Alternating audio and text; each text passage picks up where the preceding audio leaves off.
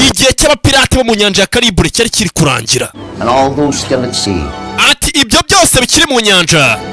So they know we shall never lose the light of hope. Bigomba kumenya neza ko tutigeze tubura ibyiringiro, urumuri rw'ibyiringiro.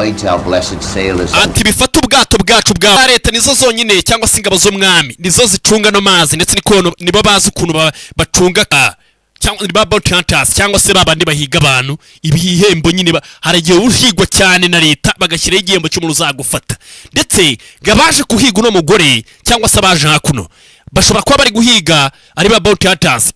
If you care about them so much. You bitayeho se niba bitayeho kuki waje hakurino. Only one on this island who might be kuko ari wowe nyine ushobora kuba wabahagarika. Captain. Fear not those who would kill the flesh. Ati nago ninya abagabo bica imibiri. But are unable to kill the soul. Ushobora no kuba wakicumira ariko ntabwo ushobora ko umukoroni ndetse yakoraga company bita East India Trading Company. Ayo makampani ngira ngo abiza amateka mu bamubizi habagaho za company nyinshi cyane z'abakoroni zagendaga zinakoroniza uduce. Wawuze turi abantu bakorera turi ba servant cyangwa se bakoreraga abantu mu bwato hanyuma baza kutwataka barangije baba cyuzuyeho kiriho umwicanyi cyangwa se umuntu uhigwa. A valiant crew that